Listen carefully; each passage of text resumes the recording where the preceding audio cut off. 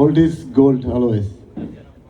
আমাদের আমাদের অনেক এখানে অনেক ক্রিকেটের স্মৃতি আছে, যারা আমরা একসাথে ক্রিকেট খেলতাম, অনেক ধরনের আনন্দ, অনেক ধরনের মজা। এই জিনিসটা যারা মাঠে মানে যাবে না বা যায়নি, তারা হয়তো এটা ফিল করতে পারবে না। অনেক ধরনের ফান হয়, অনেক ধরনের মজা হয়, অনেক কিছু হয়।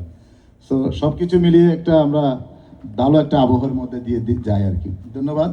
আমি একটু কিছু বলার জন্য আমি একটু চাচ্ছি রফিক আঙ্কেলকে বলার জন্য, please. Thank you Morshed uncle. দুই ভাইয়ের মাঝে মধ্যে মিক্স হয়ে যায় আর কি। তবে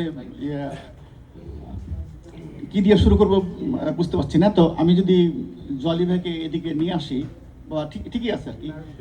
বাকি যদি সামনের দিকে তাকাই, তাহলে যে মুখগুলা দেখা যায়, এগুলো হচ্ছে যুদ্ধে যাওয়ার সময়,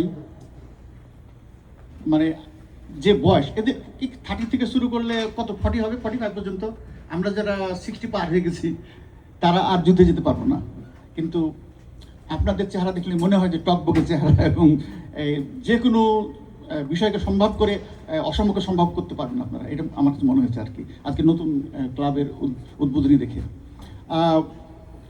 আমি শুধু এটুকু বলতে চাই যে আসলে এই সাউথ ফ্লোরিডায় বলেন আর গোটা আমেরিকাতে বলেন, আমাদের অনেক শিক্ষিত ডক্টর, ইঞ্জিনিয়ার, ইউনিভার্সিটি টিচার আছে। ওনারা শুধু অফিস করে, যায়, খায়, দায়, বাড়িতে গিয়ে ঘুমায়।